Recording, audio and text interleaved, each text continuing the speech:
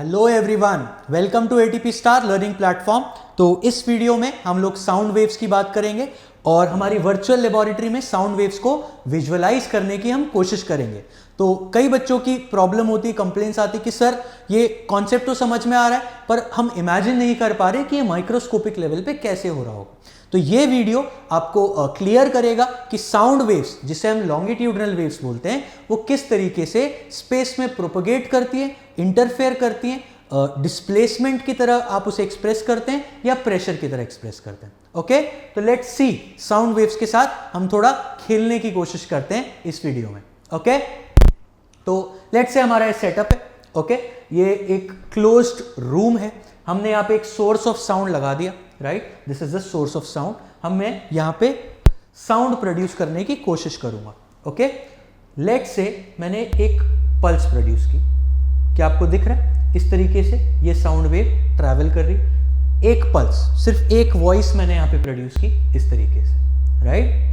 तो यहाँ पे एक साउंड वेव प्रोड्यूस हुई और इसने पूरे माहौल पे एक अपना इफेक्ट डाला। तो अगर आप यहाँ पे स्पेस में, आप यहाँ पे, आप यहाँ पे, तो आपको सब जगह बारी बारी से साउंड सुनाई देगा।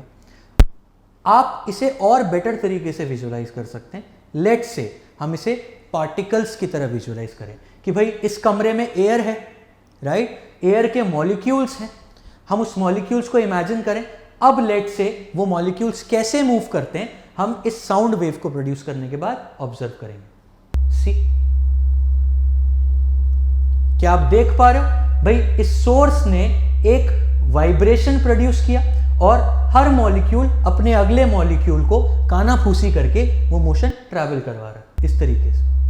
इसको आप एक वेव बोलेंगे, राइट। ये डिस्टरबेंस हर मॉलिक्यूल में क्रिएट हो रही है और इस तरीके से एक साउंड वेव आगे प्रोपोगेट कर रही है, राइट। तो जैसे जैसे वो साउंड वेव आगे चली गई, फिर से मॉलिक्यूल अपनी इक्विलिब्रियम पोजीशन पे आ गए।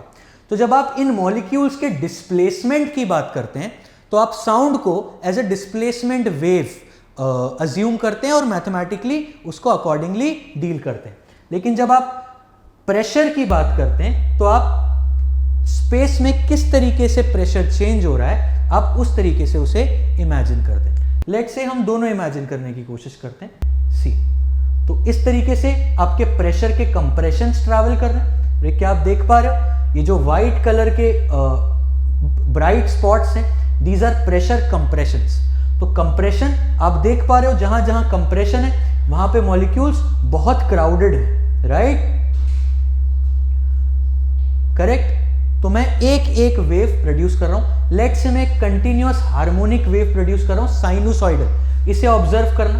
तो अब ये एक फिक्स्ड फ्रीक्वेंसी से ये वेव प्रोड्यूस कर रहा है, राइट। हर एक फिक्स इंटरवल के बाद ये एक वेव प्रोड्यूस कर रहा है। तो क्या आप देख पा रहे हो? कंप्रेशंस जनरेट हो रहे हैं, ये जो ब्राइट कलर के मॉलिक्यूल्स हैं, और इन सभी कंप्रेशंस में बहुत क्राउडिंग आप ऑब्जर्व कर पाओगे। इन सारे कंप्रेशंस पे प्रेशर अपनी मैक्सिमम वैल्यू पे।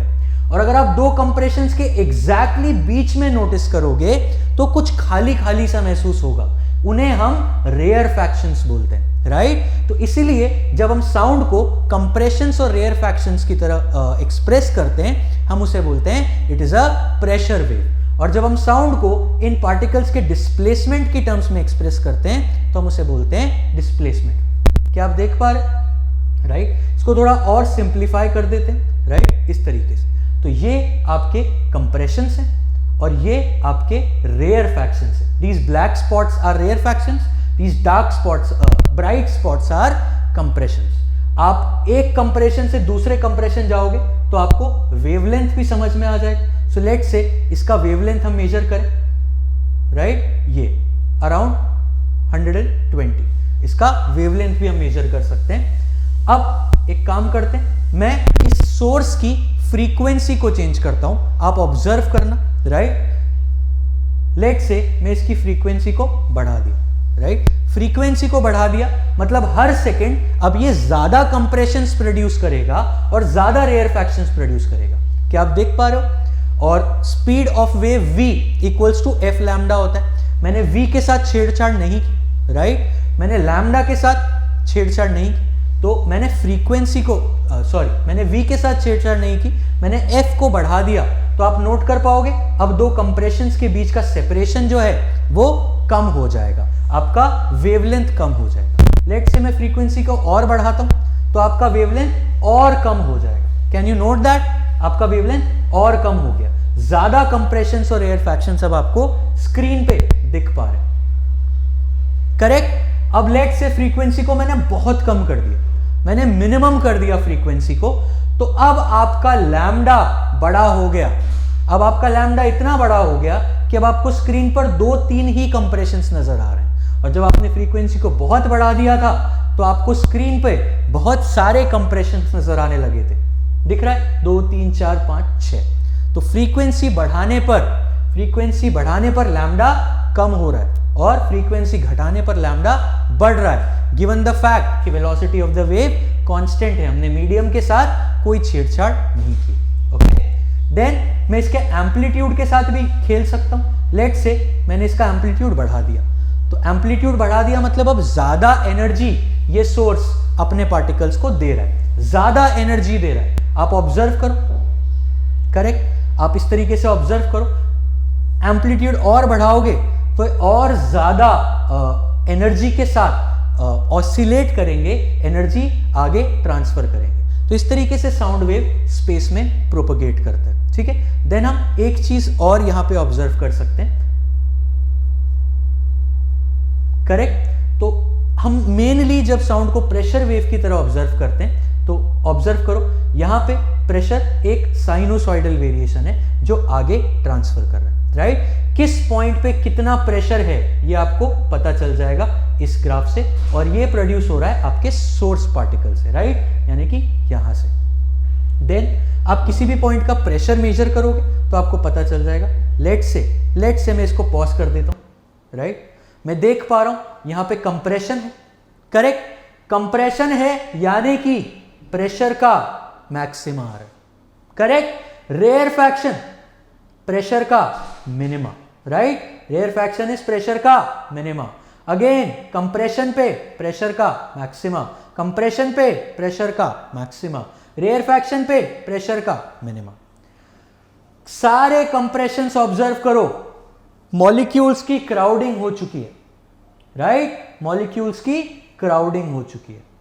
सारे रेयरफैक्शंस ऑब्जर्व करो, मॉलिक्यूल्स दूर दूर हो चुके हैं, राइट। आप इसका वेवलेंथ मेजर करो तो कहना है इसे कंप्रेशन टू कंप्रेशन के बीच का जो वेवलेंथ होता है, जो डिस्टेंस होता है, वो एक वेवलेंथ हो जाता है। तो इस वेव की वेवलेंथ करीब 109 के आसपास आ जाएगी, या फिर आप दो रेयरफैक्शन के बीच में चले जाओ तो वो वेवलेंथ आपको मिल जाएगी। ठीक है, लेट्स से मैं यहां पे प्रेशर मेजर करता हूं, राइट। मैंने कंप्रेशन की जगह पे अपना प्रेशर मीटर रखा, तो यहां पे मैंने मेजर किया, ठीक है, एंड मैं यहां पे प्रेशर मेजर करता हूं, मैंने एक रेयरफैक्शन की जगह रखा। तो क्या आप देख पा रहे हो कंप्रेशन वाली जगह पे प्रेशर पॉजिटिव आ रहा है, जो कि आपका ब्लैक वाला डॉट है, और जो ग्रे वाला डॉट है वो नेगेटिव में जा रहा है, मतलब यहां आपका प्रेशर एटमॉस्फेरिक प्रेशर से कम हो चुका है। लेट्स से मैं इसको भी कंप्रेशन पे ले जाऊंगा, तो क्या आप देख पा रहे हो ये दोनों कंप्रेशन वाला प्रेशर आ रहा है, राइट। लेट्स से दोनों को रेयरफैक्शन पे ले जाऊंगा तो दोनों का नेगेटिव आ जाएगा, राइट। इस तरीके से आपका प्रेशर इस स्पेस में एयर मॉलिक्यूल्स में वेरी कर रहा है, राइट।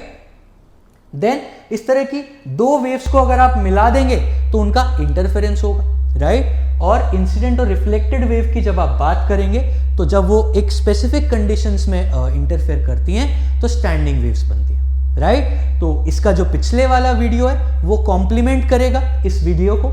यहाँ पे हमने सिर्फ विजुअलाइजेशन की बात की है, हम इमेजिन करने की कोशिश कर रहे हैं कि हमारा साउंड वेव किस तरीके से काम करता है, और पिछले वीडियो में हमने मैथमेटिकल एनालिसिस देख लिया साउंड वेव का। ओके, तो आई होप आप दोनों वीडियोस को एक यूनिट करके देखेंगे और आपके दिमाग में पिक्चर क्लियर होगा कि किस तरीके से हम साउंड वेव को परसीव करेंगे। ओके, तो आई होप आपको इस विजुअलाइजेशन में मजा आया, एंड अपनी कमेंट्स आप कमेंट सेक्शन में डालें एंड लेट मी नो कि आपको ये पिक्चर क्लियर हुआ कि नहीं। तो मिलते हैं नेक्स्ट वीडियो में। If you like the video please press like and subscribe to the channel. Thank you.